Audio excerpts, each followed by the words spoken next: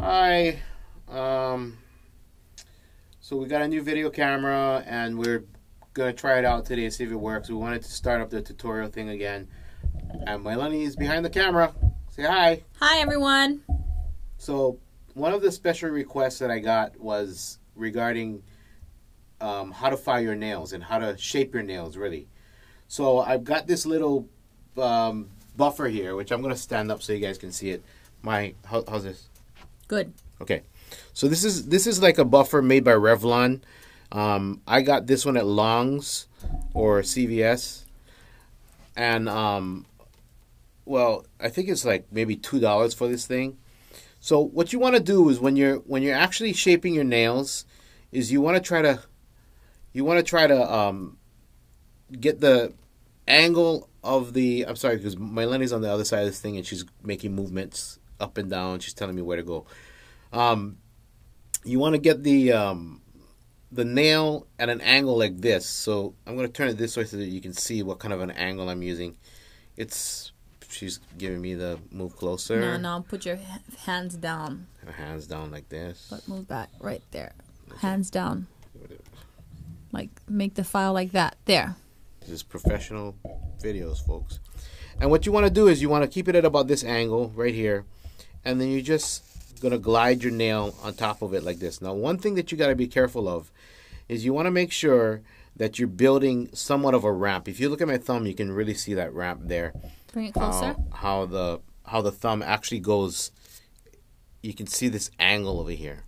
And you want this angle because what happens is that when you actually pick on the string, this thing is going to it's going to slide down the string. And when it slides down the string, it acts like a big pick. I mean, if you folks have ever heard like instruments like the shamisen where they use thin picks, long picks for them, you understand that you get a really thin sound. So you want something that's going to angle like this so it rubs down the string when you pick it so you can get a real thick sound. You're essentially building a gigantic size pick to get a nice fat sound off of your instrument.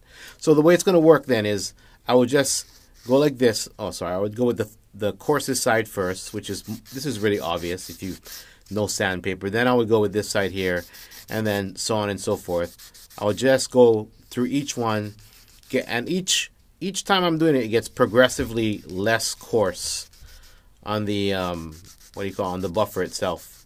So I'm developing that angle. Now, when you know when your nail is about the right length, because if you hold it up against a flat surface, it should, and my nail's a little long right now, but it should touch the flat surface, not the fat surface, and not my stomach, but it should touch the surface at the same time that your skin touches. In other words, what you're trying to do is you're trying to get a little bit of nail sound, and you're trying to get a little bit of flesh too. That's how you're going to get a bigger sound. Now, there are people that will do things in other ways. There are people that will use picks. There's people that use acrylics. But for myself, this is how I like to do my nails because I think I can get the biggest sound this way. So now I'm getting to go back to sit down. So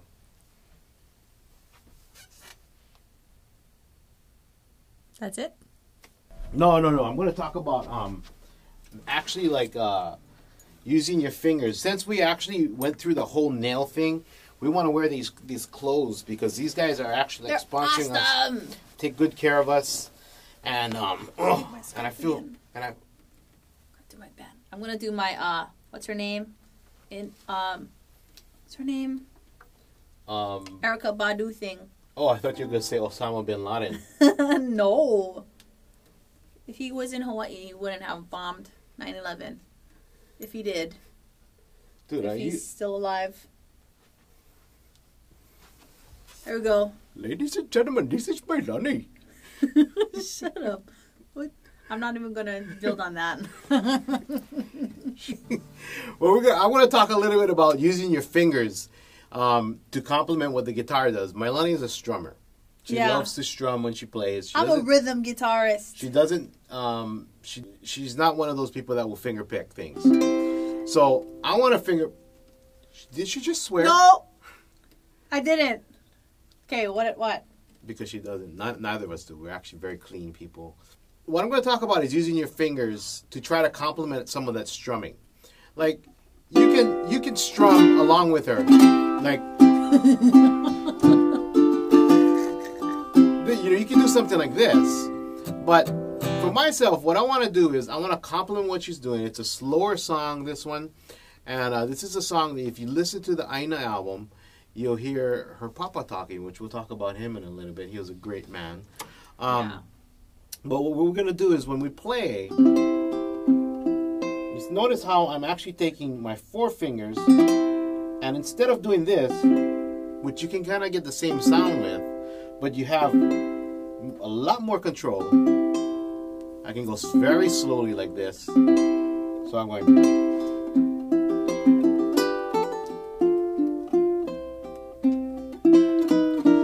That's how I'm going to do this thing. It's going to be a much different style of playing.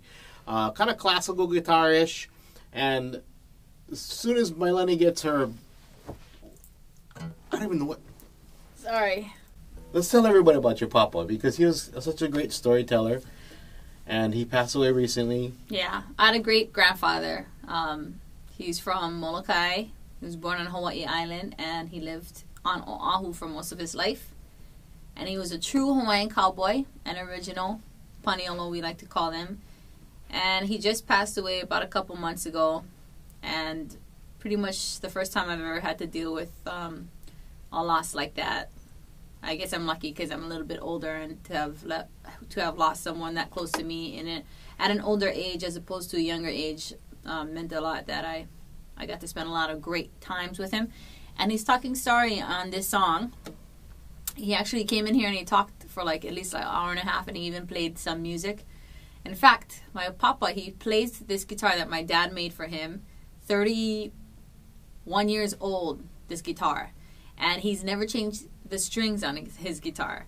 So you can imagine what his guitar sounds like, you know. I don't think he's tuned it either, actually. I don't think he's ever really tuned it. Yeah. So while we were having that little Talk Story recording session, he was trying to play some of his Kio Alu songs, and our guitars, which were tuned the correct way, he kept trying to tune down the strings, and it just sounded like so off. But his ear was so used to playing this old guitar with old strings that his mind really thought that that's the way the song was supposed to sound like. And we're like, no, Papa. But it didn't matter to him. He was like, no. This is how I play it, man. And he was chewing gum the whole time that he was playing. He was like...